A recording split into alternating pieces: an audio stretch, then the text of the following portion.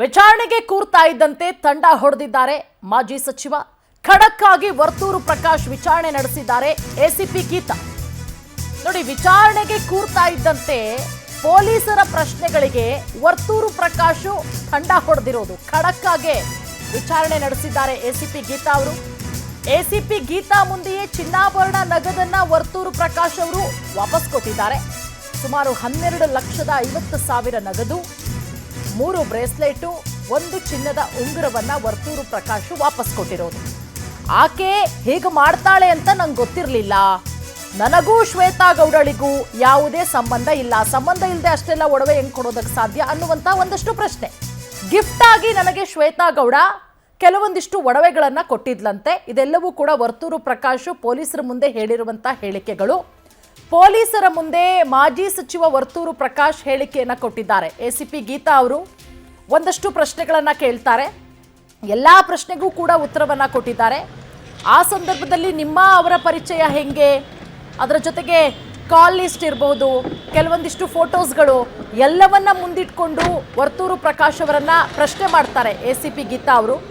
ACP Geetha ಅವರ ಖಡಕ್ ಆದಂತಹ ಪ್ರಶ್ನೆಗೆ ಒಂದು ಕ್ಷಣ ತಂಡ ಹೊಡೆದಿದ್ದಾರೆ. ಕೂತ ಜಾಗದಲ್ಲೇ ಗಾಬರಿ ಆಗ್ಬಿಟ್ಟಿದ್ದಾರೆ, ಬೆವರೋದಕ್ಕೆ ಶುರು ಮಾಡಿದ್ದಾರೆ ವರ್ತೂರು ಪ್ರಕಾಶ್ ಅವರು. ಮತ್ತೊಂದು ಕಡೆ ಆಕೆ ನನಗೆ ಪರಿಚಯಸ್ಥಳೆ, ಆದರೆ ಹಿಂಗೆ ಮಾಡ್ತಾಳೆ ಅನ್ನೋದು ಗೊತ್ತಿರಲಿಲ್ಲ. ಅದರ ಜೊತೆಗೆ ಯಾವುದೇ ರೀತಿ ಸಂಬಂಧ ಇಲ್ಲ. ಒಂದಷ್ಟು ಗಿಫ್ಟ್ ಕೊಟ್ಟಿದ್ಲು ನನಗೆ, ಅದನ್ನು ವಾಪಸ್ ಕೊಡ್ತಿದ್ದೀನಿ ಅಂತ ಹೇಳಿ ಒಂದಷ್ಟು ಹಣ, ಅದರ ಜೊತೆಗೆ ಒಂದಷ್ಟು ಚಿನ್ನಾಭರಣಗಳನ್ನು ಪೊಲೀಸರಿಗೆ ವರ್ತೂರು ಪ್ರಕಾಶ್ ಅವರು ವಾಪಸ್ ಕೊಟ್ಟಿದ್ದಾರೆ ವಿಚಾರಣೆಯ ವೇಳೆ. ಈ ಬಗ್ಗೆ ಮತ್ತಷ್ಟು ಮಾಹಿತಿ ಕೊಡ್ತಾರೆ ನಮ್ಮ ಪ್ರತಿನಿಧಿ ವೀರೇಶ್. ವೀರೇಶ, ಒಂದು ಕಡೆ ಪೊಲೀಸರ ಪ್ರಶ್ನೆಗಳಿಗೆ ತಂಡ ಹೊಡೆದಿದ್ದಾರೆ ವರ್ತೂರು ಪ್ರಕಾಶ್ ಅನ್ನೋದ್ರ ಬಗ್ಗೆ ಅಪ್ಡೇಟ್ ಸಿಕ್ಕಿರೋದು. ಚಿನ್ನಾಭರಣ ಹಣವನ್ನ ಮರಳಿಸಿದ್ದಾರೆ ಪೊಲೀಸರಿಗೆ ಅಂತ ಹೇಳಿ, ಸಂಬಂಧನೇ ಇಲ್ಲ ಅಂತಾರೆ. ಚಿನ್ನ ಹಣ ಹೆಂಗ್ ಬಂತು ಅನ್ನೋದು ಇಲ್ಲಿ ಒಂದಷ್ಟು ಪ್ರಶ್ನೆ. ವೀರೇಶ್.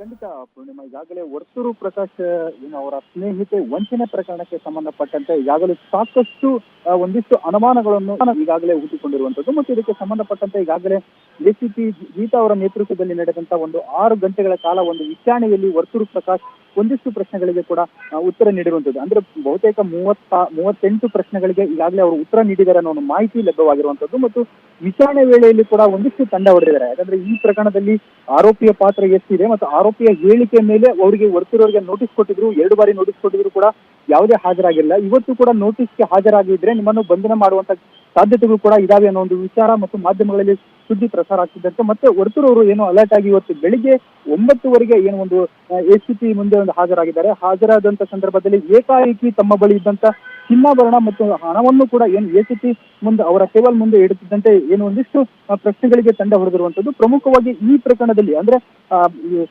ಶ್ವೇತಾ ಗೌಡ ಯಾವ ರೀತಿ ಅವರಿಗೆ ಗಿಫ್ಟ್ ಕೊಟ್ಟಿದ್ರು ಮತ್ತು ಆ ಗಿಫ್ಟ್ ಕೊಟ್ಟಂತ ಸಂದರ್ಭದಲ್ಲಿ ಯಾವ ರೀತಿ ಏನು ಹೇಳಿಕೆ ಕೊಟ್ಟಿದ್ರು ಅವನ್ನೆಲ್ಲವನ್ನು ಕೂಡ ಹೇಳಿ ಸುಮಾರು 12,46,000 ನಗದು ಮತ್ತು 100 ಗ್ರಾಂ ಚಿನ್ನಾಭರಣ ಮತ್ತು 1 ಉಂಗುರವನ್ನು ಈಗಾಗಲೇ ಪೊಲೀಸರ ಮುಂದೆ ಇಟ್ಟು ಪ್ರಶ್ನೆಗಳಿಗೆ ಉತ್ತರಿಸಿರುವಂತದ್ದು. ಮತ್ತು ಈ ಪ್ರಕರಣದಲ್ಲಿ ನಿಮಗೂ ಮತ್ತು ಶ್ವೇತಾ ಗೌಡಗೆ ಯಾವ ರೀತಿ ಸಂಪರ್ಕದಲ್ಲಿದ್ರು ಮತ್ತು ಯಾವ ರೀತಿ ನಿಮಗೆ ಪರಿಚಯ ಆಗಿದ್ರು ಅನ್ನೋದ್ರ ಬಗ್ಗೆ ಕೂಡ ಪ್ರಶ್ನೆಗಳು ಕೇಳಿರುವಂತದ್ದು. ಮತ್ತು ನೀವು ಅವರ ಜೊತೆ ಮಾತನಾಡಿರುವಂತಹ ಒಂದು ಸಿಡಿಆರ್ ರಿಪೋರ್ಟ್ ಕೂಡ ಈಗಾಗಲೇ ಒಂದಿಷ್ಟು ಮಾಹಿತಿ ಕೂಡ ಲಭ್ಯವಾಗಿದೆ. ಇದಕ್ಕೆ ಏನ್ ಹೇಳ್ತೀರಿ ಅಂತ ಸಂದರ್ಭದಲ್ಲಿ ಕೂಡ ಏನು ಒಂದಿಷ್ಟು ಕಚ್ಚಾಬಿಕ್ಕಿಯಾಗಿ ವರ್ತೂರು ಪ್ರಕಾಶ್ ಆ ವರ್ತನೆ ಮಾಡಿರುವಂತದ್ದು ಈಗಾಗಲೇ ತಿಳಿದು ಬಂದಿದೆ.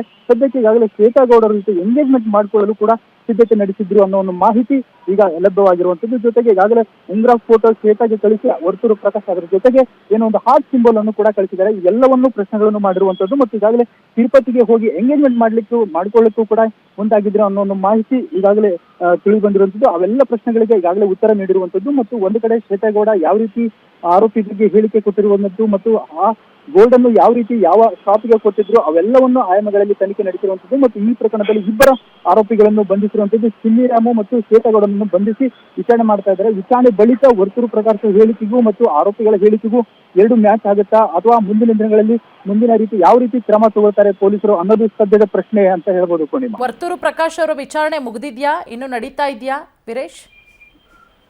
ಖಂಡಿತ ಪೂರ್ಣಿಮಾ, ಈಗಾಗಲೇ ಏನು ಬೆಳಿಗ್ಗೆ 9 ಏನು ಒಂದು ಎಸಿಪಿ ಅವರ ಮುಂದೆ ಹಾಜರಾದಂತ ಸಂದರ್ಭದಲ್ಲಿ ಕಳೆದ 6 ಗಂಟೆಗಳ ಕಾಲ ಅವರು ವಿಚಾರಣೆ ನಡೆಸಿ ಈಗಾಗಲೇ ಒಂದು ಮಾಧ್ಯಮಗಳಿಗೆ ಮುಂದೆ ಒಂದು ಹೇಳಿಕೆ ಕೊಟ್ಟು ಈಗಾಗಲೇ ಹೋಗಿರುವಂತದ್ದು. ಮತ್ತು ಮಾಧ್ಯಮಗಳ ಮುಂದೆ ಹೇಳಿಕೆ ವಿಚಾರವಾಗಿ ಆಗಿರ್ಬೋದು, ಅಲ್ಲಿ ಕೂಡ ಯಾವುದನ್ನು ಸರಿಯಾಗಿ ಅವರು ಉತ್ತರ ಕೊಟ್ಟಿಲ್ಲ. ಯಾಕಂದ್ರೆ ಒಳಗಡೆ ಹೇಳಿಕೆ ತನಿಖೆಯಲ್ಲಿ ಹೇಳಿದಂತ ಹೇಳಿಕೆ ಆಗಿರ್ಬೋದು ಮತ್ತು ಅವರಿಗೆ ಯಾವ ರೀತಿ ಅವರು ಉಡುಗೊರೆ ಕೊಟ್ಟಿದ್ರು ಅನ್ನೋದ್ರ ಬಗ್ಗೆ ಅವರು ಹೇಳಿದ್ದು ಹೊರತುಪಡಿಸಿ ಯಾವುದೇ ಅಧಿಕೃತವಾಗಿ ಮಾಹಿತಿಯನ್ನು ಕೂಡ ಈಗಾಗಲೇ ನೀಡಿಲ್ಲ. ಮತ್ತು ಜೊತೆಗೆ ಈಗಾಗಲೇ ಮುಂದಿನ ದಿನಗಳಲ್ಲಿ ನಾನು ಮತ್ತೆ ತನಿಖೆಗೆ ಏನಾದರೂ ಕರೆದ್ರೆ ನಾನು ಹಾಜರಾಗ್ತೇನೆ ಅನ್ನೋ ಮಾತನ್ನು ಕೂಡ ಹೇಳಿ ಹೋಗಿರುವಂತದ್ದು. ಈಗಾಗಲೇ ಪೊಲೀಸರು ಕೂಡ 3 ಆಯಾಮಗಳಲ್ಲಿ ತನಿಖೆ ನಡೆಸ್ತಾ ಇದ್ದಾರೆ.